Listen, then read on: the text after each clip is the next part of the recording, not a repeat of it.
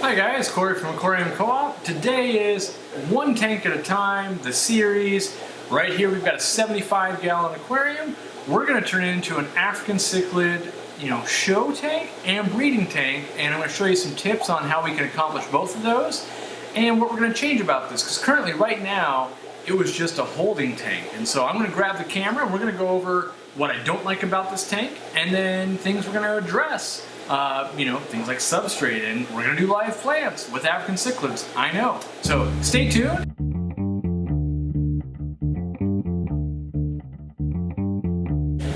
So here we are, we've got a normal 75-gallon tank. We've already got the back of it in black.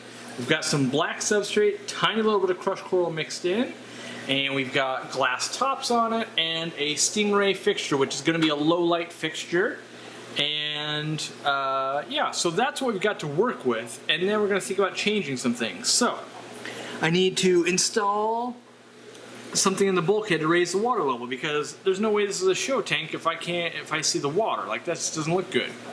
We're also going to switch out these sponges. I want a coarse sponge for this one, and this is going to be really hard to hide, so I want a coarse sponge for that as well. I'm going to add some more substrate here. We're going to put plants in. We're going to add the fish. This tank is set up on auto water change, and because it's on auto water change, I'm going to do some specific plants. We're going to do Vallisneria. It does well with African cichlids. I need more substrate in here because I can't handle it with just the substrate I have. And so we're going to go from there. I'm going to go ahead and start getting some things out, and then we'll focus on putting things in. Alright, so we've removed the K1 filter, the bottle. Now here's that sponge. Now why I don't like it, it's a very fine pore. And what that means is it's going to collect tons of debris, and it's very good at doing that, but I want to place these filters so that they're not collecting debris and just doing biological. So a coarser sponge is going to help me with that. Now I'm going to try and show you the difference here on camera without getting myself too wet, but the pores on this are just super duper fine. It holds stuff really well. What I also don't like about the internals of this one, and let me take this apart, is that over time it can get clogged up because, see, I'm dumping all the stuff back in there. That's not what I was trying to do. But it goes all the way down. There's a nipple right here that transfers through, and it has to go all the way down to the bottom of this and releases here. Now long term, this little part can, especially in hard water tanks, can get kind of gunked up. And so what I like is we take this, which I saw on my website. This is the Hydro 3. It's a coarse sponge. I'm going to show you what that looks like. So it's a much coarser sponge. Hopefully you can see that on there. And then the inside itself is open. So you've got the nipple here, and then this is open. What that allows you to do is put in a never clog air stone so that it's never going to clog like that plastic will, because the plastic is just designed to be much finer, and there's a lot of back pressure. So I put that inside like that, then we put it just like this, and I don't run the uplift tubes. Plecos get in there and they eat algae, they can look bad. Also, when I go to clean this, it's more work. And then I'm going to be trying to hide this behind some of the live plants and stuff, and so the more height I add, the harder it's going to be to add. So all I've got to do is I'm going to hook up the airline tubing to it, which this one, that nipple's a little bit bigger, so I have to cut it.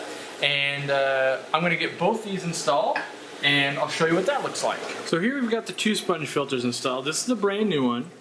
This is a cycled one from another tank. The one on the right hand side uses a never clog air stone. The one on the left hand side is not using anything. Now you can see the bubbles over here are much more uniform than over here. This is going to give you a lot of glug glug glug glug glug sound, because that's just the way it operates. And then over here you have a more natural sound. Now you can fine tune the sound and the flow, because more flow is not always better. We want uniform with something like an air valve. And so I can adjust and get this to be the exact kind of flow I want. You know, maybe I want it something like that. And then even over here, which I'm going to put an air stone in this one, and you know, but I can dial that back down, you know, to something more manageable, because wide open is just, it gets really loud. And if I dial it back, it's more manageable, but you can still see that's quite more erratic than this. And I just prefer more quiet and more controlled airflow, and so I'm going to install a never clog air stone with a little piece of airline tubing on the inside of that, and you'll see they're both basically uniform. So now the never clog's installed, and we've got you know, basically uniform airflow on both of them. These, I'm going to put these in the corners so we can hide them. And then I want to show you one other thing is, so here's a brand new sponge filter, totally uncycled, and here's one that is cycled. Now, it's got more brown and gunk on it, you know, but it is clean. That's a well-established filter. This thing's brand new. You know, some air's trapped in it. I might have to come back in and squeeze it a little bit just to make sure it stays down overnight. But, you know, so for all intents and purposes, that sponge filtration is done. Now what I got to do, I don't have to, but I'm going to add some more substrate because we're thin. Like back there we're thin, and I want to add more crushed coral because African cichlids in my water is too acidic to really have them thrive, and I want them to thrive. And so instead of adding more white, which I wish the white wasn't mixed in here, I've got some more black gravel if I need it, but I've also got gray coast. And as you see here, it assists in stabilizing calcium alkalinity, helps the pH from declining, it's high in magnesium. So I'm going to add some of that. I got to rinse it really well, but I'm going to add that to the tank as well, and hopefully it won't cloud it up unbearable because I want to keep filming. But yeah, so I'm moving on to that step next. So a lot of times you hear me say, don't plant plants in fine sand, and I want to show you what a non-fine sand looks like, because this is a type of sand, but it's not super fine, and we're going to be planting in it. So this is the gray coast here. It's going to help stabilize pH and, you know, alkalinity. But if you kind of look at it here, and try to get a good, you know, it's real coarse. Like if I was, you know, it's not fine sand by any means, and it doesn't really clump that well either. So it's going to work just fine. Now what I'm going to do is I'm going to mix that in with the bigger gravel and stuff like that, just to give us a base that'll actually hold the water where we want it to. So yeah, I've got more to rinse. This is just the first little batch, but I'm going to get that done, and we'll go from there. Alright, so I added more gravel. I added that gray coast. I've got a pretty thick layer in here. It's actually a little thicker than I normally would run, but I can always take some back out. Now it's time to start playing with plants, and when we're thinking about plants here, here's what I want to do.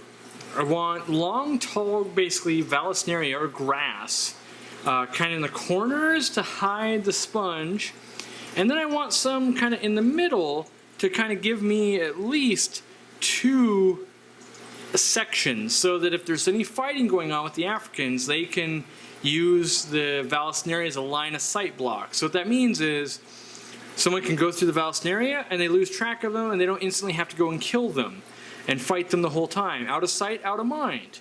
Now there's some tricks we're going to do to accomplish this. Now obviously the water is not very clear at the moment. I did install the bulkhead thing so it will fill up. It's filling up right now. But we want to accomplish you know, that look I just described, and so I'm going to teach you how to do it. I'm going to mount the camera and we're going to get to it. Alright, so we want to create some areas where the plants can't grow, because Vallisneria spreads by runners. So what it does, it puts up a plant, and then it jumps about 3 inches, puts up another plant, and it would eventually just completely fill this aquarium so full you'd never see fish. That's perfectly good for breeding, but we want a show tank. So here's my trick, if you will. I love to use rock or wood to prevent that, or in this case, we're going to use some slate. This is a slate tile that I bought at Home Depot, less than $2, and when you get it wet, it looks pretty good. Now it's just slate. Now, people are going to ask, can you use porcelain and all that? In theory, yes, but slate we know is safe. So I always use slate, and I want it to blend in. And I've already done kind of gray and black, so it makes sense to me. So what I'm going to do is insert a tile. Make sure you don't drop it. You would break this aquarium. And you could put it, you know, I could make it so that, for instance, if I wanted to, this section right here where I just laid down this tile, their plants aren't going to be able to root in it. And so it would grow all around this side, around the back of it, through the middle, and all the way around here. Well, I've got a couple other tiles. So I'm thinking it's going to take somewhere between 2 and 3 tiles for this 4-foot tank, which is 75 gallon is. So now we've got another one in here. And you could do something like this. So now I've got 2 of them in there, and plants would grow in between the 2 and around them. Now I can add another one over here. But I personally think tiles laid just like this look too natural. Or not too natural, too fake. They don't look natural like, well, they wouldn't just lay them in perfect sections. So I'm looking to offset them and create some actual odd, territories here. So you kind of got to work the gravel a little bit. And so now I've got them kind of in a diamond shape. And I'm going to do the same thing over here.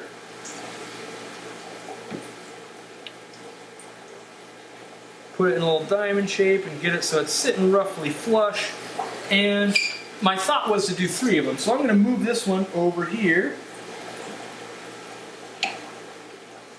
And I'm going to put one last one in the center.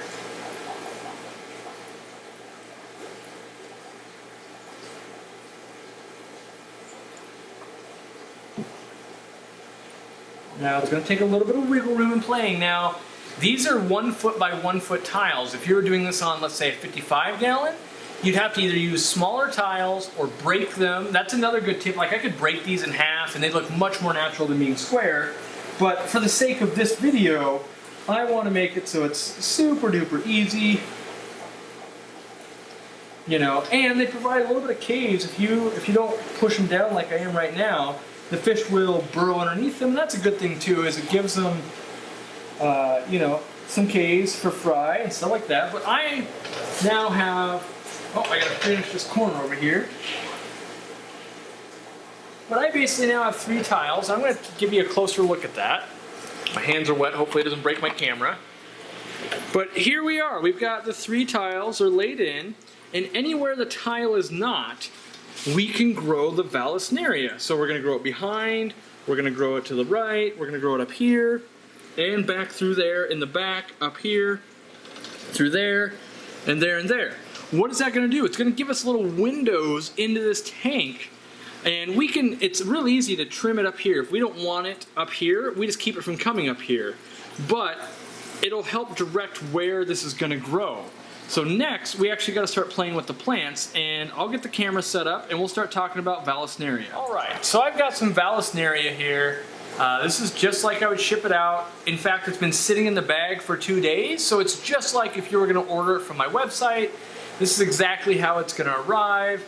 It's got a tag in it, we're going to take that off. And what to know about Vallisneria, typically it's a low light plant.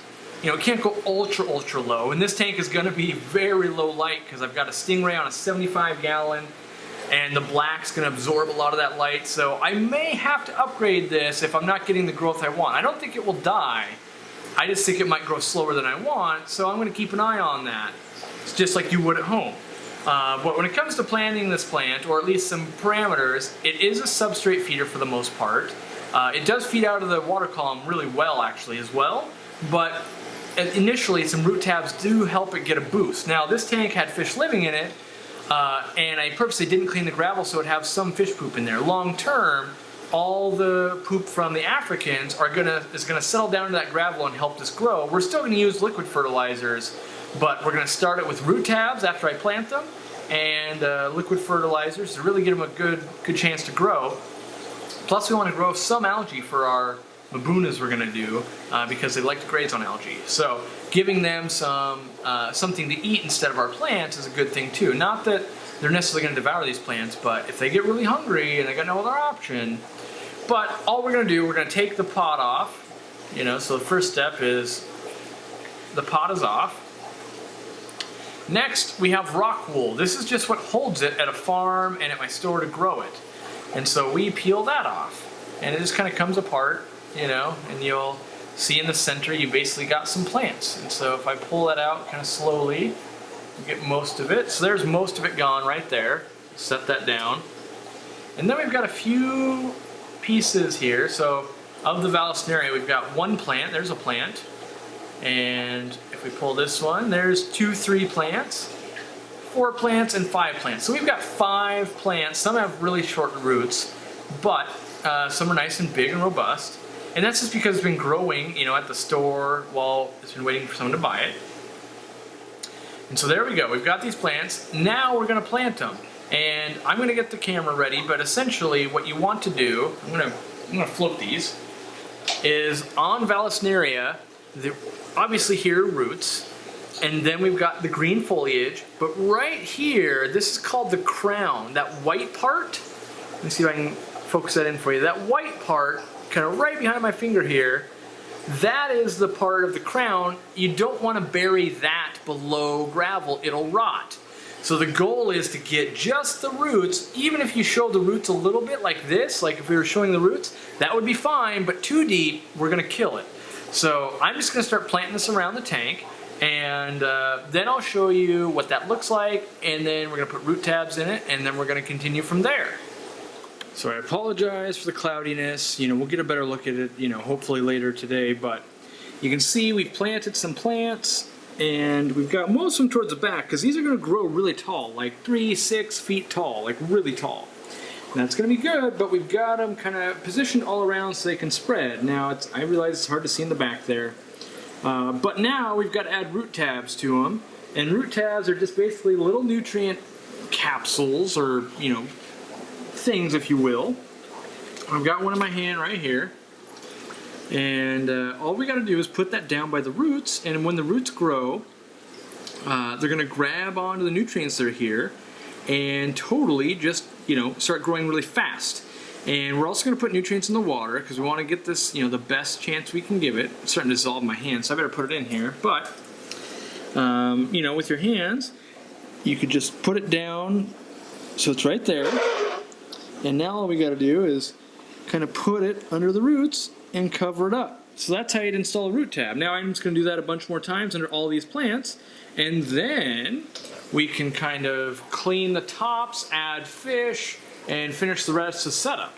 And when we talk about maybe the tank's not going to have quite enough light with the Stingray on a 75, I got to make sure I clean the tops to make sure I'm blocking the least amount of light possible. So I'm going to use a blue pad, I'm going to take it to the sink, and I'm going to clean these up. They're not like terrible, but I know they're not optimal, and so, you know, I can see there's some algae, for instance, on this one. If I pull it off, you know, there's, don't want to break it here, but, you know, there's algae and stuff like that on there that I could be cleaning off and make it better. So I'm going to do that and maximize what I've got going, get my maximum bang for buck here. So now we've got a tank set up for African cichlids, but what African cichlids am I going to do? So 75-gallon tanks, 4 feet by 18 inches front to back. We're going to do yellow labs, which they're more mild species typically. And, you know, they get about 5 inches full grown. So I've got, I believe, a group of 13 of those. I tried to order 18, but only 13 shipped. And then I got a group of 18 dolphin cichlid or morai cichlid, which is going to be a blue cichlid basically. And I've always wanted to keep those, so that's why I'm doing them in this tank. Yeah, they could outgrow it at some point, but they take years to grow. And so I can always upgrade them later. And I ordered 18 of those, and I did get 18, but I lost 1 during quarantine. So all the fish have been quarantined, been through my medication procedure. Before going into this tank, I realized if you're watching this video now, you might already have a tank that you're just planting up now that already has fish. It would be optimal, and I'm trying to do this just like you guys might do it, if I let these plants grow for 2 or 3 weeks, get them thriving, then put the fish in, because right now, I just put plants in, and if I put those fish that are, you know, all about 2 inches or so in there, and they tug at a plant, it's gonna come up. Or if they had 2 or 3 weeks to really put the roots down, the fish could tug at them and they wouldn't come up. But I wanna give you guys a real life look on if you like put plants right into your tank and you already had established fish. So that's what we're gonna do next. We're gonna move in the fish and actually get some life and some color in here. So stay tuned.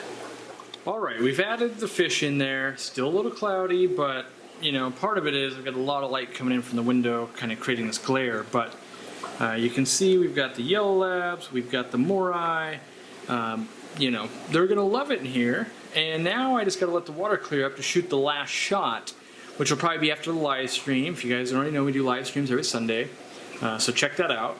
And the last thing that I always set up for my tanks is an auto feeder. And I'm gonna feed lots of brine shrimp to these tanks as well, but this is got my omnivore pellet mix that I sell on the website and I use for almost all my fish.